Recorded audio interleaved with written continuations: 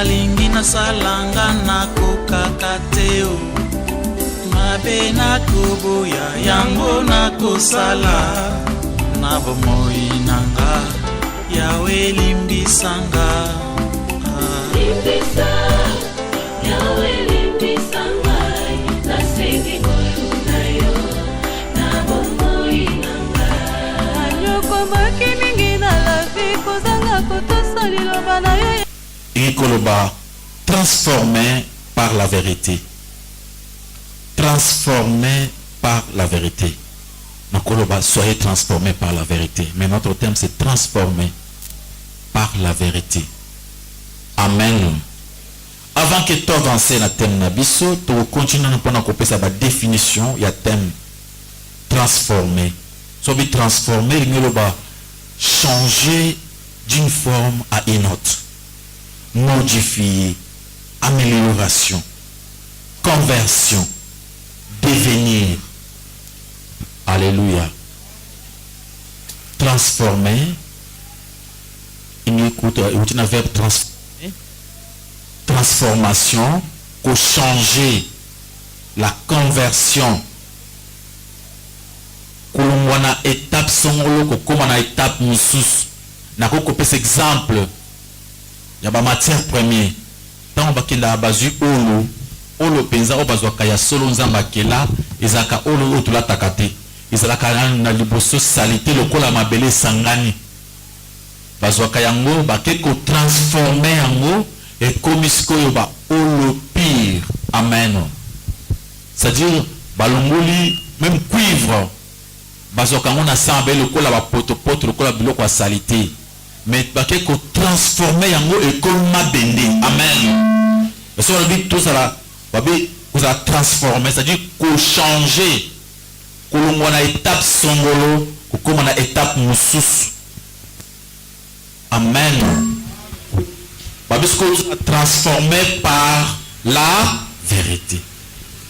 La vérité, qu'est-ce que la vérité? Amen, amen. Et Seigneur, peut-on couper sa moquée définition, il y a une vérité. Qu'est-ce que la vérité? Caractère de ce qui est vrai. En réalité, c'est quoi? Ce qui est vrai de façon immuable, de toute éternité. Pour le dictionnaire, il y a théologique, pour la religion. La vérité, c'est quoi? Ce qui est acceptable comme vrai par inconscience générale. Il y a définition misat. Vérité, il y a vrai. C'est solo. C'est toujours un peu compliqué pour nous comprendre. Après, vérité, selon la religion, oyo, il y a solo point na seko. Ma philosophe balobi, vérité, oyo. Ezali solo na koyoka na yabatu. Soit bayokani bamunike eloko ezali solo na ndenge ya généralité. Donc on a que définition de vérité et que ça est un peu compliqué. Il y a une différence ezali entre définition de vérité par rapport à théologien et par rapport à philosophe. Philosophe bazana ya bango définition ya vérité. Théologien, bah, ça la définition d'un pays de vérité. Maintenant, pour te comprendre bien vraiment, vérité, te comprendre selon les Écritures. Qu'est-ce que la vérité? D'après toi, la vérité, c'est quoi? Et c'est comme bato bavan payokani balobi et pour la biso solo il faut à la boue. Vérité zanini ponayo. Amen. Et ça makambo solo zanini. Par consensus, bate bavandi bayokani pour la biso vérité na biso ezali ke soki boye ezala boye. Bato baza ebele ba voter, ba trouver que pour la biso vérité ezali songolo pakala. Ezali par la vote ou bien vérité d'après yo ezani. Alléluia. C'est pourquoi, pour tout le monde la confusion, cette question a été posée par Pilate dans Jean chapitre 18, verset 37 à 38. Pilate a interrogé Jésus-Christ. Donc, balobi ki oza roi. Yo oza roi. Yo se lobi ango. Yo se bandi ko répondre. Naza roi. Na botami. Na ena mokili. Pona ko pesa témoignage ya vérité. Pilate sikazali elekeli. Hein? Oza roi. Obotami. C'est-à-dire ozaki roi avant obotami azaki roi. Obotami oyena mokili. Voilà que ça témoignage, il y a vérité. Pilate Pilate était un intellectuel. Montoua Tangi à l'université à Cilicie. Et il a posé la question à Jésus-Christ. Qu'est-ce qu'est la vérité? On comprend par là que au Kokiko Kota na université à Mokili Cilicie, au Kokiko Zoaba doctorat sur Mokili. Mais au comprendre tes vérités ezali. Parce que Pilate était un intellectuel, et il posait la question à Jésus-Christ, véritablement ezanimi, à comprendre qui mon frère, l'umula idée que yo yebi vérité. Bato ba kanisaka ke basi ba yebi, nde baza ba vrai ignorant. Mutu oyo alinga yeba ndi akolaka. Parce que na mwana mutu so lobi ngai nazaka na vérité on a sina yebi on a kulungula ngo susté na tika kana onga na yebi. Ça le danger. Mais tout le monde a Pilate a tout dit qu'est-ce que la vérité? Alléluia. Jésus-Christ a yéki na mokili pour na kotai sabiso vérité, pour na rendre témoignage na vérité. Babi tout a transformé par la vérité. Et Pilate a posé la question, qu'est-ce qui est la vérité? Et pour te comprendre bien, Jean chapitre 14, verset 6, Jésus-Christ a posé sa réponse. Je suis la vérité. À comparer vérité, chemin, la vie. Alléluia, alléluia. Qu'est-ce qu'est la vérité? Jésus-Christ a dit, je suis la vérité. Je suis le chemin, je suis la vie. Et quand on parle de la vérité, c'est-à-dire c'est Dieu lui-même, Jésus-Christ. Dieu est vérité. Jésus-Christ est vérité. Solo ezali Yesu. Yesu alobi naza solo. Naza nzela, naza bomoi. C'est-à-dire le chemin qui mène à la vie, c'est la vérité. C'est encore un peu compliqué. Nous voulons savoir qu'est-ce qu'est la vérité. Parce que nous voulons être transformés par la vérité. Avant d'être transformés par la vérité, il faut d'abord comprendre qu'est-ce qu'est la vérité. Pour changer, être modifié par la vérité, il faut bien comprendre qu'est-ce qu'est la vérité. Et tout ce monde a question à Jésus-Christ, question à Pilate. Tout ce monde a ma réponse à Jésus-Christ. Pilate a qu'est-ce qu'est la vérité? Et il se répondrait, je suis la vérité. Amen. Et pour mieux comprendre encore, Jean chapitre 1, verset 1. Voilà, Jésus, c'est l'apôtre Jean où Azali Koutali Sabiso, Malobanzambe, poussé par le Saint-Esprit. Alors, bénin, au commencement était la parole. Et la parole était avec Dieu. Et la parole était Dieu. Verset 1. Verset 3, il dit, tout a été créé par elle. Cette parole qui avait créé toutes les choses. Amen, amen. Le visible et comme les invisibles ont été créés par la parole. Maintenant, verset 4. Tous autres comprendre que dans verset 4, la Bible dit, la parole, cette parole était la lumière du monde. La vérité, c'est la lumière. Alléluia. balobi ebandaki kopela na kati ya ténèbre, mais ténèbre ezo reconnaître yango te. Nasengi motangi azo verset ya Jean chapitre 1 tout dans la verset 4 5 virgule 9 10 virgule 14 tout est mal likolo et c'est le premier verset batangi la biso pour te comprendre vraiment qu'est-ce que la vérité d'après toi. C'est quoi la vérité?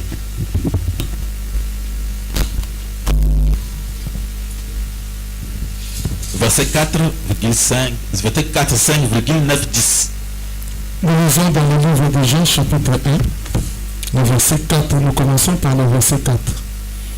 En elle était la vie, et la vie était la lumière des hommes. Verset 5. La lumière luit dans les ténèbres, et les ténèbres ne l'ont point reçue. Verset 9. Cette lumière était véritable lumière qui, en venant dans le monde, éclaire tout homme. Verset 14. Et la parole était faite chair, et elle habitait parmi nous, pleine de grâce et de vérité, et nous avons contemplé sa gloire, une gloire comme la gloire du Fils unique venu du Père. Parole du Seigneur. Maboko makasi kwa lukumu na polisi masia. Alléluia. Toujours awa bazako expliquer biso la vérité. Cette vérité, Yesu alobi, je suis venu, je suis né et je suis venu dans le monde pour rendre témoignage à la vérité. Dans Jean 17. Nous sommes au chapitre 1. Nous avons comment vous expliquer au commencement était la parole et la parole était avec Dieu et la parole était faite comment? Chair. Et cette parole était la lumière du monde. Et lumière oyo bandaki kopesa na mokili, mokili ezoyeba yango. Amen, amen. Et Jésus-Christ qui est la vérité, ayaki na mokili pour te comprendre. Cela veut dire que toute la Bible sans Jésus-Christ est à flou. Jésus-Christ moutoye ko fungula mokili, moutoye ko éclaircir le parole biblique pour que batuba comprendre en mot bien. C'est à partir de Jésus-Christ oyaki na mokili. Amen, amen. Avant l'arrivée de Jésus-Christ, ils avaient la ténèbre, il n'y avait pas de la lumière. La lumière, c'est l'arrivée de Jésus-Christ. Et Jésus-Christ, c'est la parole de Dieu. Amen. Dans Jean 17, 17, Yesu a prié à Binanzambe, sanctifie-les par ta vérité. Après, alobi, ta parole est vérité. Jean 17, 17. Et ça zoloba. Bulisa bango na solo ezande maloba na yo. Amen, amen. Donc, mon frère, ma soeur, ceux qui osent tamba libanda ya maloba na nzambe nano yebi vérité te. Et si tu n'es pas transformé par la vérité, tu es esclave des mensonges. Et tu es directement dans les camps diaboliques. Vous êtes un royaume et à Satan. Pourquoi? Parce que tu ne connais pas encore la vérité et tu n'es pas transformé par la vérité. Vous êtes esclaves et prisonniers. Et pour avoir la liberté, il faut connaître cette vérité. Alléluia, alléluia. Oyebi yango, au demeurer la vérité, vérité est transformée yo. Bato bazote ya mikolo nyonso na ba télévision na ba radio na banzela na ba wenze. Mais ceux qui ont na bandimi en réalité, au monique bayebi nano eloko te. C'est poser une question. Au côté mon temps va prêcher évangile du matin au soir. Donc on a battu parole et mensonge. Azo tambola, yé mo Christo, azo kanisake, ba tamase ba bloqué yé. Yé mo Christo, azo kanisake vina yezo bongate, pourquoi qu'on a bango lobaki. Est-ce que mon temps va sortir vérité? Non. Il ne connaît pas encore la vérité. Bateye maloba ya misusu maloba ya floué eza ya molili. On n'a pas prêché la vraie parole. Alléluia, alléluia. Au comment on a pas témoignage, même dans la télévision. Ils ont prouvé que bateau est réalité. Bateau est pas soloté, bateau est esclave. Nous devons témoigner. Tant on a simbi c'est pas toi papa, na simbi en makasi. Na simbi photo à papa, na simbi photo à maman. Tant bilo kwa ndengo ça dit mutu wana ese batema lo banzambe. Ne connaît pas la parole de Dieu. Azali que se fier na biloko. Amen, amen. Azali que pèse sa confiance na biloko. Oye que à croire na mokei. Soyez transformés par la vérité. Alléluia, alléluia. La vérité, c'est la parole de Dieu. La vérité, c'est Jésus-Christ lui-même. La vérité, c'est la lumière du monde. Vérité, maison pela. Et au fond, lanzela. Et n'y a pas que muntu amayele. Azali oyo ayebi maloba na nzambe. Ne muntu ata mona kati ya solo. Vérité, ezali te makambo bato mokili bayokanaki. Na pokoko na biso eza boye. Wana bango bayokanaki eza vérité ya nzambe te. Amen. Vérité eza te makambo bato bavandi babongisi na ndenge na bango te. La vérité, c'est la parole de Dieu. Oui, Salobi, dans Jean chapitre 6, verset 63. Cette parole est esprit et vie. Qu'est-ce que la vérité? Vérité, c'est toute parole écrite. Donc, comme nous sommes dans que la Bible, toute écriture est inspirée de Dieu. Ils allaient utile pour la convaincre. Ils allaient utile pour la commémorer la réussite. Utile pour la préparer. Pour la compétition réussite. N'y monde. Seulement les Écritures. Alléluia, alléluia. Ceux qui ont semé la carte. Ils ont la parole. Mousso simbaka. Mousso simbaka te. Non, non, il y a une vérité. Nous avons une vérité. Il faut avoir la parole mobile. Alléluia, alléluia. Soyez transformés par la vérité. Vérité, échangez. Soyez changés par la vérité. Changez compréhension de la vérité. Ou la compréhension de la vérité. Ennemi moune les aza ignorance. Kozanga koyeba. Okomicha singayo moko na kozanga koyeba. Un homme spirituel selon la vérité, c'est qui? Alléluia, alléluia. C'est l'homme qui marche selon la sagesse de Dieu. Quelle est cette sagesse? La sagesse, c'est la parole de Dieu. Cette parole n'est toujours la sagesse na katina yango. Et mon tour, selon cette parole, c'est un homme spirituel. La parole nous a prêché l'amour. L'amour biblique. Qui est l'amour moussous. Amen, amen. La vérité, il y a Bolingo Ezali. La vérité, il y a Moussala. Dieu, Zambalobi Mouton se face à la Moussala. C'est une vérité, non? Pour être spirituel, il faut travailler. La vérité, il y a qu'au pardonner. La Bible dit, il faut pardonner pour eux à la mener. Pardonner. Celui qui ne pardonne pas, à cause de la pardonner pendant un an. C'est une vérité. Alléluia, alléluia. La vérité, il y a qu'au sambe la malame pour les ennemis. C'est ça, être transformé par cette vérité. Dans ta prière, comment tu pries à propos de tes ennemis? Comment tu... C'est la phrase à prière nayo. Et cette vérité-là, il faut l'appliquer selon la Bible. Amen, amen. La vérité, c'est-à-dire toute parole de Dieu. Et à chaque minute, à chaque instant, vous avez besoin de problème, il y a que ligne ça. On se pose cette question, comment qu'on ligne ça selon la vérité? Aux autres, vous allez pousser à Oluka. Comment va selon la vérité? Alléluia, alléluia. Mon frère, ma soeur, comment c'est comme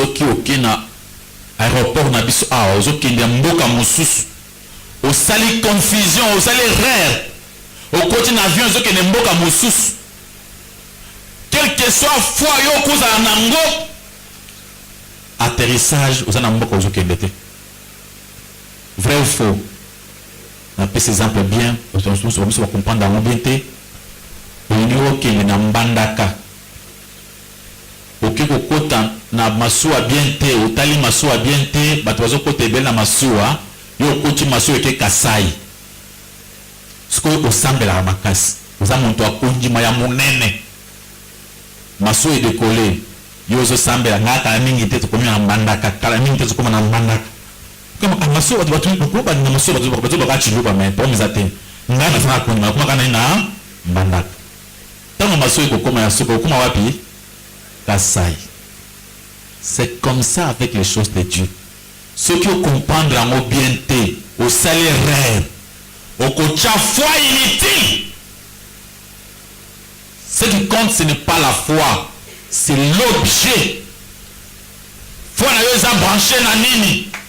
Bah tu sais pas la foi ya minene ya pamba. Akanga lokola singa na motema na ndimi. Anjimi biloko makambo ya batu. Alléluia, alléluia. Il faut croire à la parole, la vraie parole. Si vous croyez à autre chose que la vraie parole, zéro. Moi j'ai toujours encouragé les chrétiens. Enfin ma sœur, vous avez ceux qui n'ont pas de autant de cannabis, de salama. Il faut toujours progresser, penser. Donc on peut savoir raison, il y a politique. Mais quelque part, il y a trop de fainéants au Congo. Vrai ou faux? Trop de fainéants.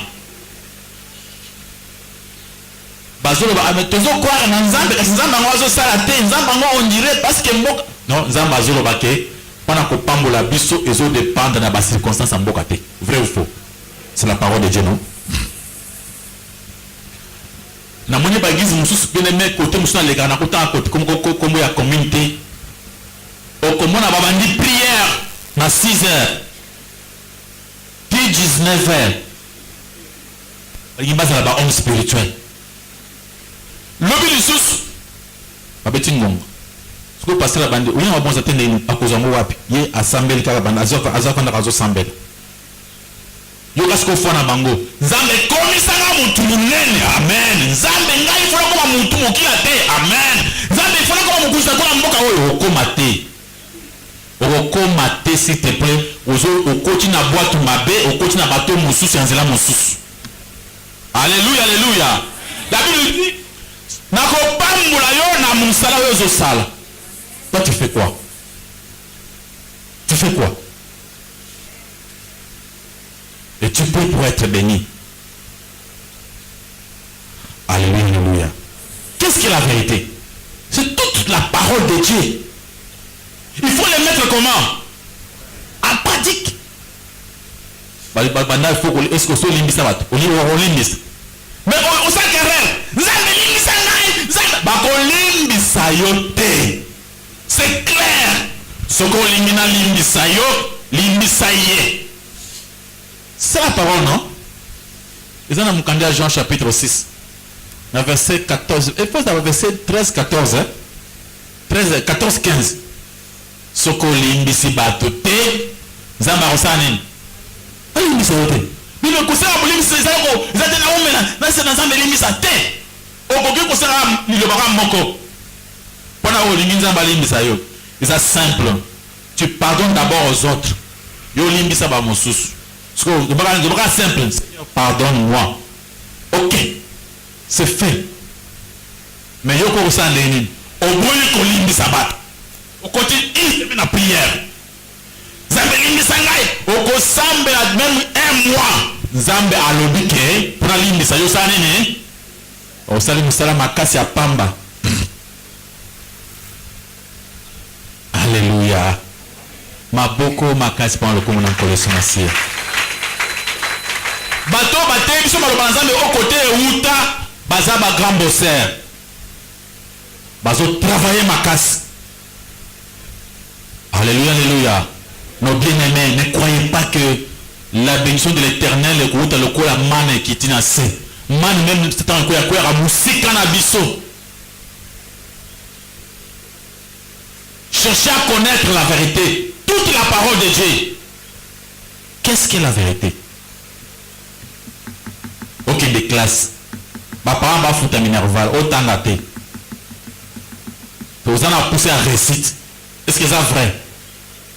C'est un mensonge? Ou vous en récite ni? Bana musu batina ba ontili ba mungota tini mungona tina ba poto partout. À que ça va mentir. Mais il y a des conséquences après que tu ne peux pas changer. Alléluia. Amen. Alors, Abi, soyez transformés par la vérité. Soyez transformés. C'est-à-dire, marchez selon la vérité. Famille et qu'on avancer malamu te. Ceux qui des personnes basées au karaté. Abi, deux personnes ne peuvent pas marcher ensemble. C'est ça, nini? Deux personnes encore se basent à banane. C'est moi c'est mon bal. Amen. Banda bo banana bo kana.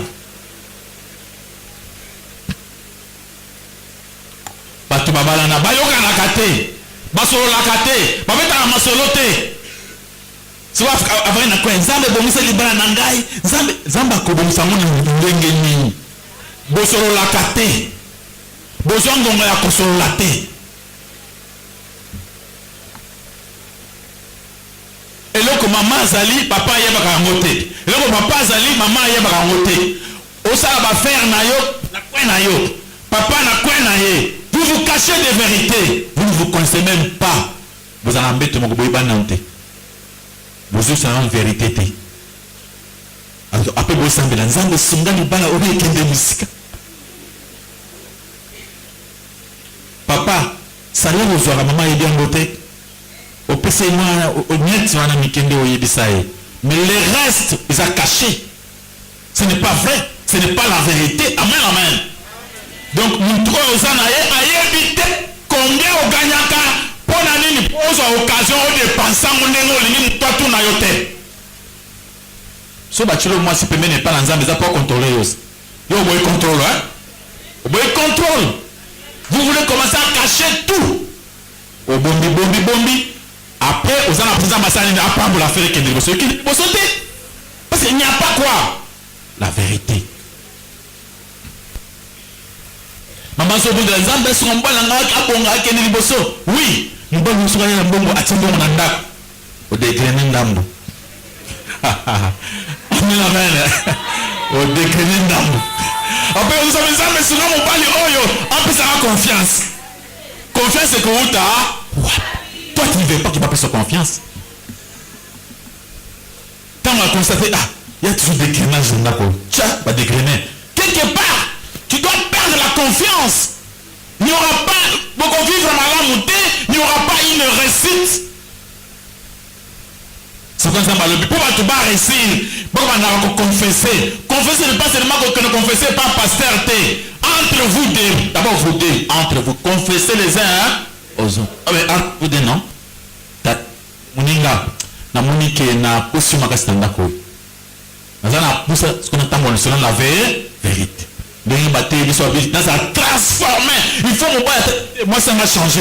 Moi ça vite mon bail a changé. Ce n'est pas maintenant au sang mais la changement est à la caté.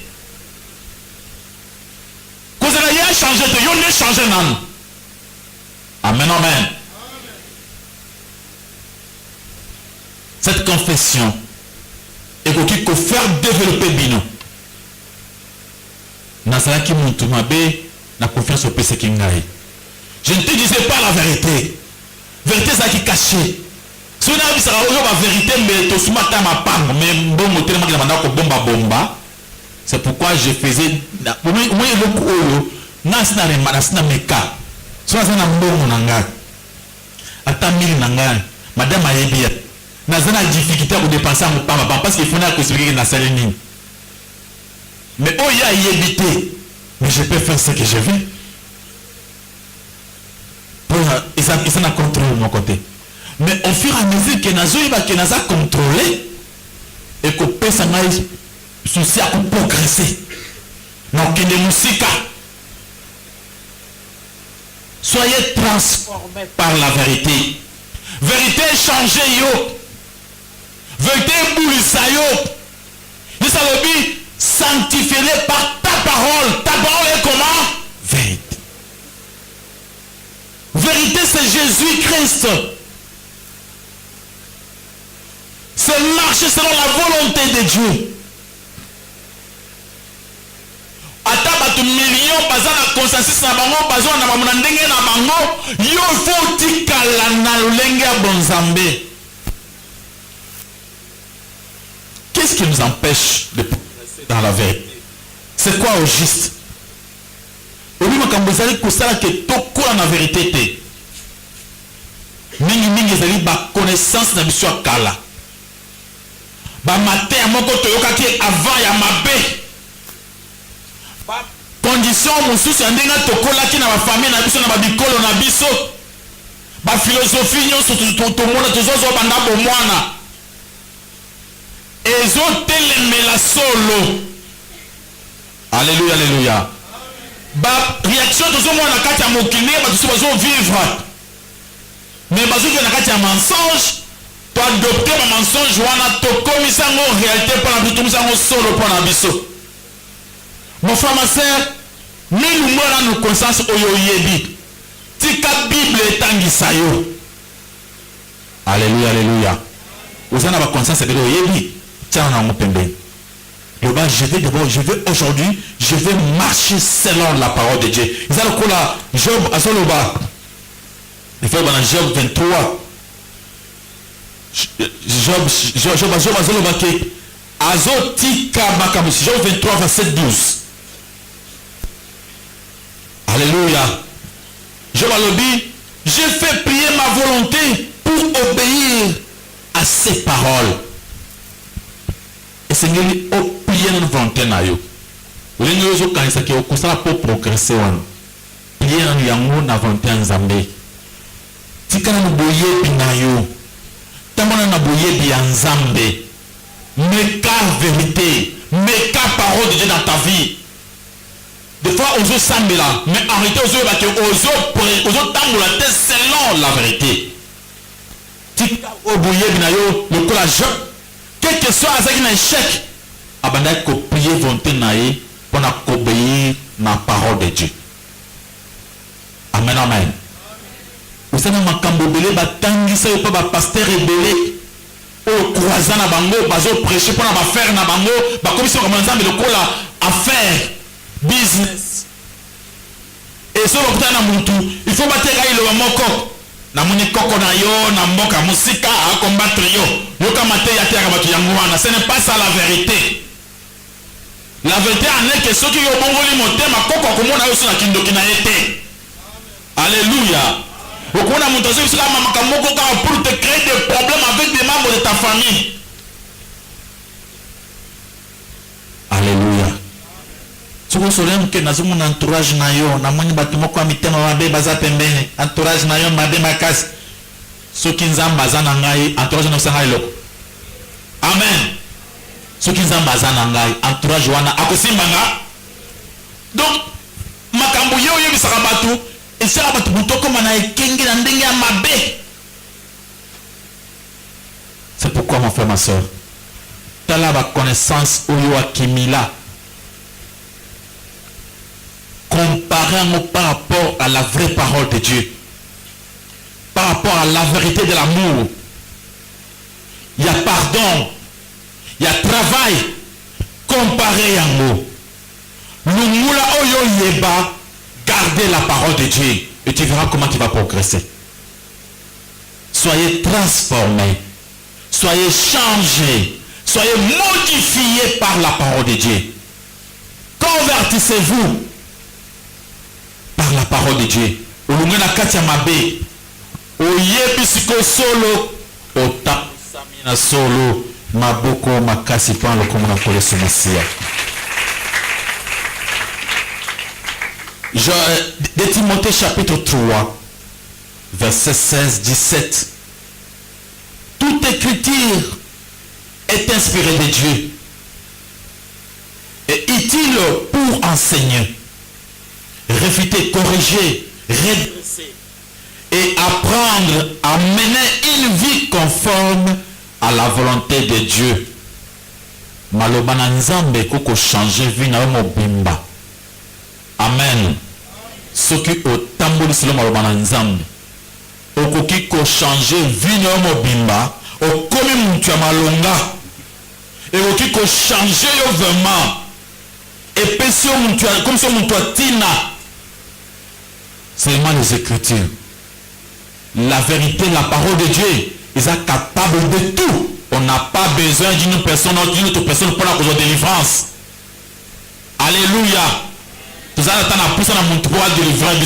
seulement cette parole. Jean 8, 32, lobby. Vous connaîtrez la vérité. Et la vérité vous a. Ah, massa, koto, passe à moi, koto, à ma casse, hein. Kota, passe à moi, koto, yé, pas, ce qui est pas naïe. Ce n'est pas ça la vérité. La vérité en est de connaître les Écritures. Alléluia. Passez le mot quoi de la batte. Courage. Avec ma tante Liboso. Vous avez reçu votre bataille. Le coup de vérité, tu vas critiquer. Toi, tiens que bâti kabatou, bâti en enfer. Maintenant, bâti kabango, basa, au baligné, basal. Pas fumula, pas en train de sauter. Ce que tu peux expliquer, le bino. On les a critiqués. Papa sont critiqués. Non, c'est ça la vérité. Il faut qu'on explique.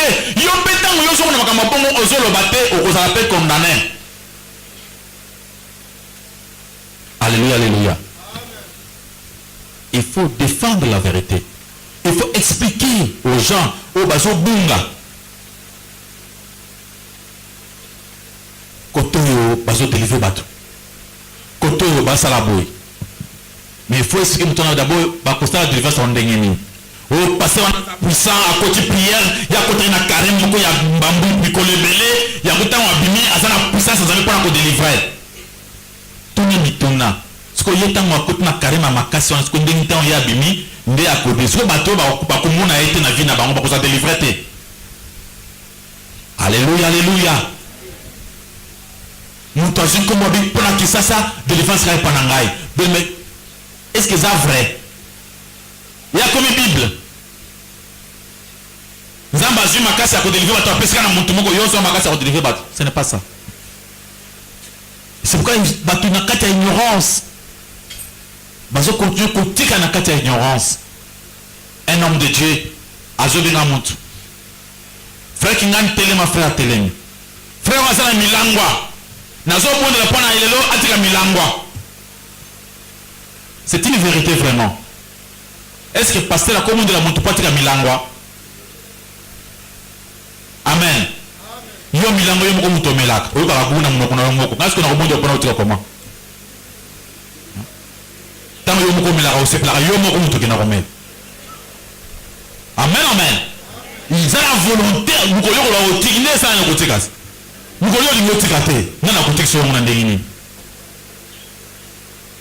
alléluia. Nous avons la vérité avec quelle puissance?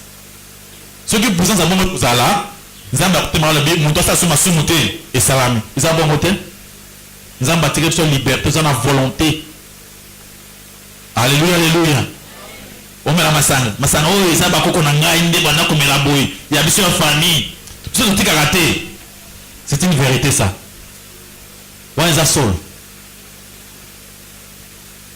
lieu de prendre la décision, il n'est pas passé à la délivrance. Il y a qui délivrance. Fuyez l'impudicité. Amen, amen. Babi yoko salate.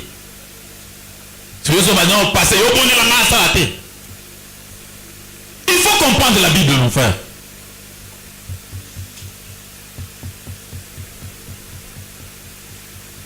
Ne vous laissez pas tout le temps en train de demander des bénédictions à Dieu. Kocha ta fouaté. na kosenga mapamboli pamba nzambe pesa nzambe apesa bongo te. Alléluia. Nzamba pesa katango yo pe ozoluka. Sortez, allez chercher. Et comment mina mukanda, c'est Matthieu 7:7 hein? On peut lire ces versets, Matthieu 7:7.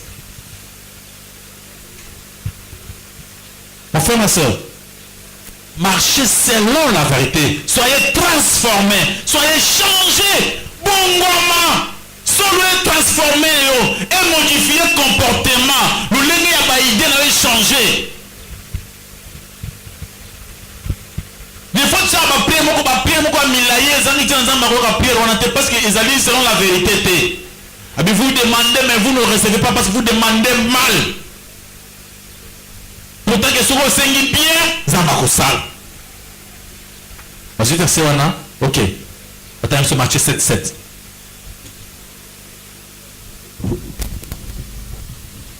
Nous lisons dans le livre de Matthieu, chapitre 7, le verset 7, nous lisons au nom de Jésus-Christ. Amen.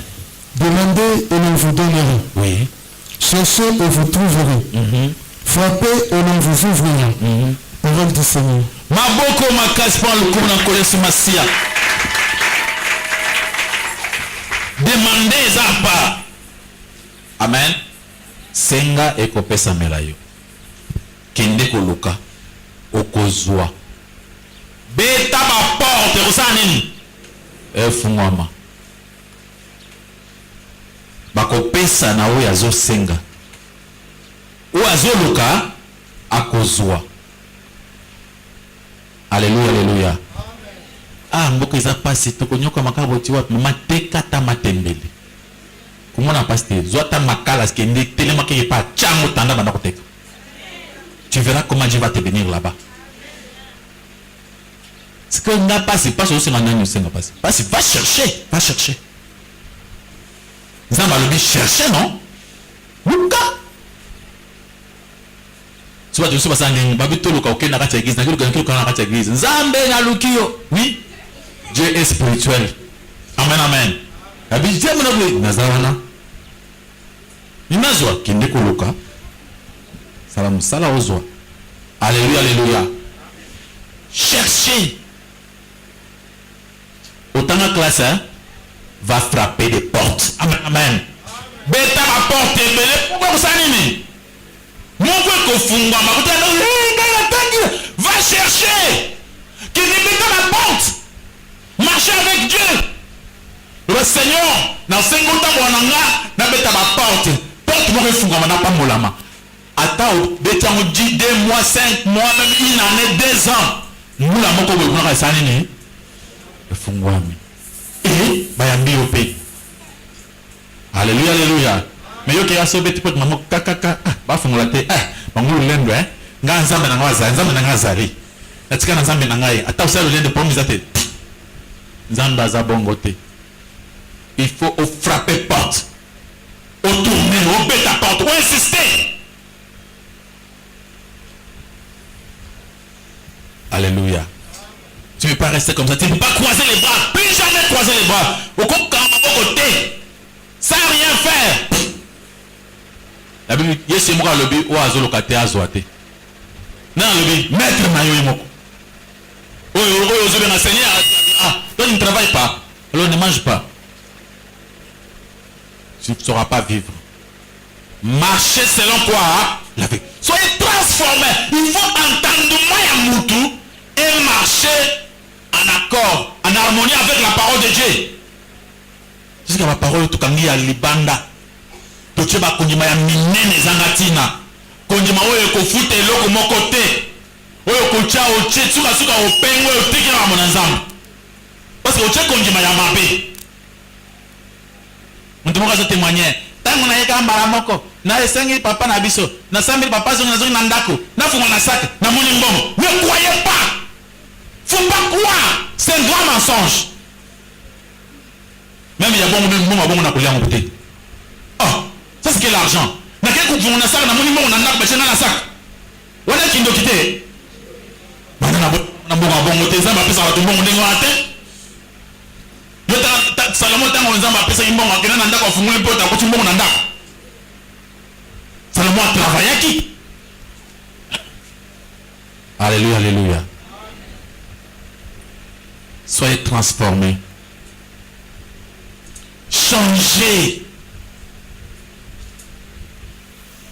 Soyez modifiés. Modifiez la façon de comprendre les choses. Alléluia, alléluia. Marchez selon les Écritures. Ne marchez pas selon les paroles des hommes. La parole de Dieu seulement est capable de changer vie dans yo. Comme ça, comprendre la yo seulement la parole de Dieu. Et dans la parole il y a tout. Et ça va dire tout est accompli. Pourquoi nous oublions mon côté? Ah, parce que dans ensemble la mingi mais famille na biso. Dans ensemble, so baniga ma famille na biso, yo non no binzambe te, bateo ma manzambe mabe. Alléluia, alléluia. Biso ya na biso mo gwaza na kisi ene muto apambola mayimu na famille. Biso to pambola makate. Est-ce que muto batema ma manzambe? Oyo penza za païen. Ne connaît même pas encore la parole de Dieu. Il est pour na buzuna ya na bango muto zo yango, muto donda kanango, bango ko bazwa, il faut y aller bango kufa pesa. O muti pas, est-ce que le muto ngoni motem? Nzambe azaka ya biso, ngai est-ce que nzambe na ko wela mu. Amen. Ndenge na za na wela nzambe to ko wela nzambe. Ngai nzambe aza yanga. Alléluia. Aza papa na nani, papa na nga. Papa ko mota bana million. Mais moi je l'appelle mon père à moi. Moi je suis pas papa na yemoko. Tout ça personnel pas papa na biso. Que n'est pas nzambe na ndenge na yo. Alléluia. Ko so bate o mo tata mwasi na biso papa koto. Bandaka ya zombongo biso to pembo na makate. Mais vous enlevez de pareilles croyances. Donc quand il y a Yazui et vous avez la famille, c'est pour lui ça. Toi va demander à Dieu, Dieu qui est ton vrai papa. Ce que vous me dites, vous allez moi en Nzambe, vous allez adopter et pas en Nzambe va frapper sa porte toi-même. Alléluia, alléluia. Ma beaucoup ma casse pas le comme on a collé ce matin. Nous avons prêché pour va changer. Nous avons pour monnaie pour va bon la mitema. Va modifier compréhension na bango. Va réussir. Mais il y a des gens, à partir de Babiloko ya Kala, ba connaissance ya mabe, tant bazote, ils ont refoulé la vérité. Amen. Bakotika la kolimbisa yote, ceux qui ont limbisa batote, ata au refoulé ango, ekotika la karabon. La vérité est immuable, ça ne change, on ne peut pas les changer. Dans le monde, on ne peut pas avoir deux vérités. Approprié al kambomoko, vérité za kamoko. Amen. Sur l'accident salamaki, avec quoi il n'a maï. Donc on a plusieurs versions. On me sur l'habité, Ezekiel qui doit sur le colo, n'a maï le quoi quitté. Version naïe. Il y a l'habité, le quoi qui n'a zamba, n'a beaucoup d'amour de quoi n'a zamba. Les version naïe. Ou à l'habité, tant qu'ils ont quitté wana, on peut beaucoup de maquillango et que quoi n'a payé mon combo expliquer. Mais vérité, c'est les kakamoko. Amen. C'est pourquoi la religion, au qui comprendre le malobanzam n'andenge belé, mais compréhension à parole de Dieu zakamoko. Il faut comprendre le malobanzam n'andenge nayo. Vous connaîtrez la vérité. Et la vérité vous a. Satan est le père des mensonges.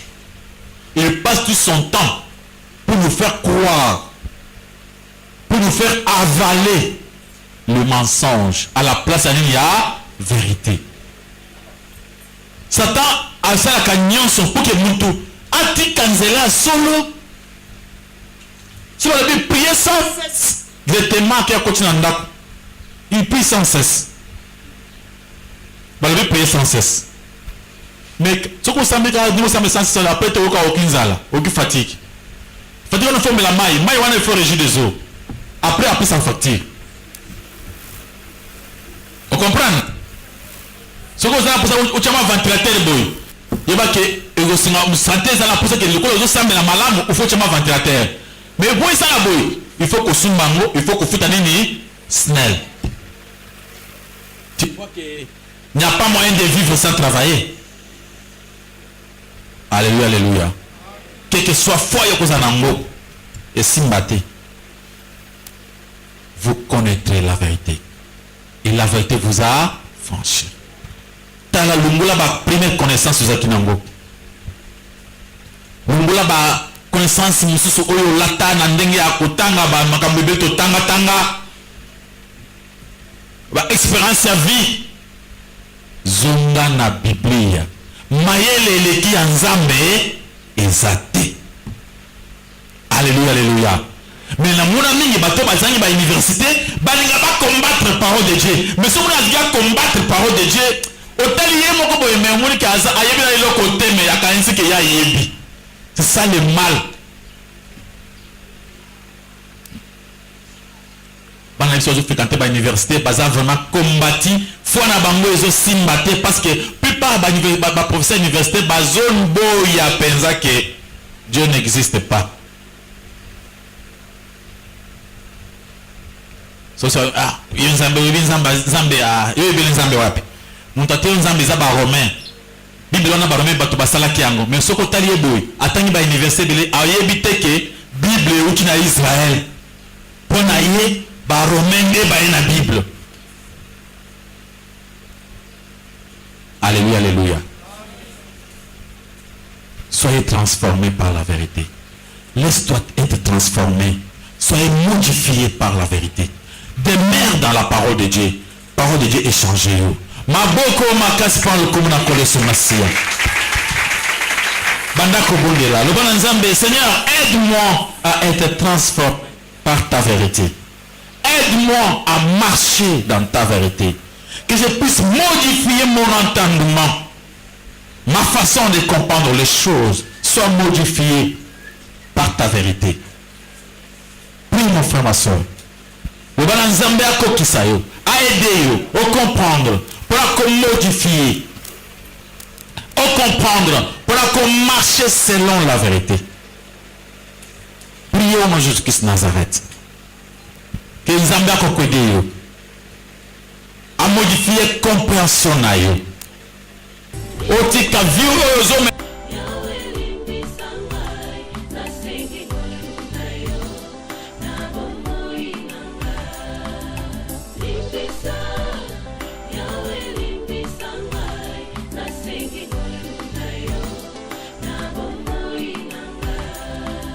malamu nalingi nasalanga nakokaka te o mabe nakoboya yango nakosala na bomoi nanga yawe limbisanga Limbisa